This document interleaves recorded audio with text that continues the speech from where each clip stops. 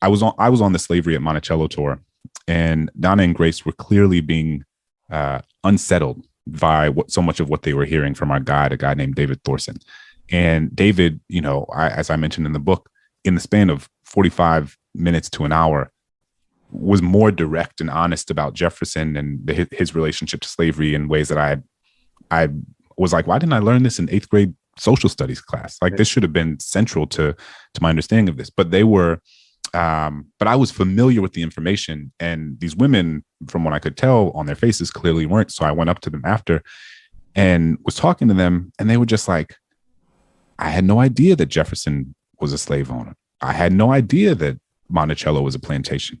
And mind you, these are folks who like bought plane tickets, rented a car, got a hotel room, and like came to this place as a sort of pilgrimage to honor and to see the home of one of our founding fathers and the third president of the United States, and who had no idea that he enslaved human beings. And I think that is a sort of microcosm of the failure of how slavery is taught across this country, in which you could have people who came to this place to pay tribute to this man and who had no idea what this place actually was and who this man and what this man did to people on this land. And I think it was an important reminder for me, because I think in the worlds that I move in, everybody's like, oh, Jefferson was an enslaver. Like, he's a hypocrite. He was full of moral contradictions. Like, that is how we understand who Jefferson was.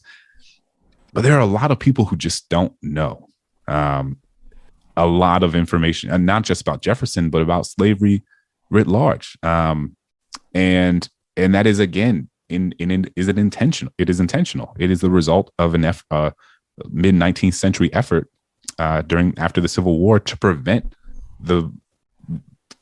us from having a collective understanding of what slavery was. And most people don't realize that it wasn't until the mid 20th century, during the Civil Rights Movement, that the narrative around slavery began to shift. Like, it wasn't until the work of historians like Kenneth Stamp and others, and that his work gained mainstream popularity because of the work of activists and civil rights leaders, that the understanding of slavery began to shift toward, like, oh, this was a horrific, cruel, abominable institution. Because until the mid 20th century, the popular narrative around it collectively in this country was that it was a civilizing institution. Ulrich B. Phillips, the predominant historian who propagated this idea, talked about plantations as these places that civilized Africans from the savagery of Africa.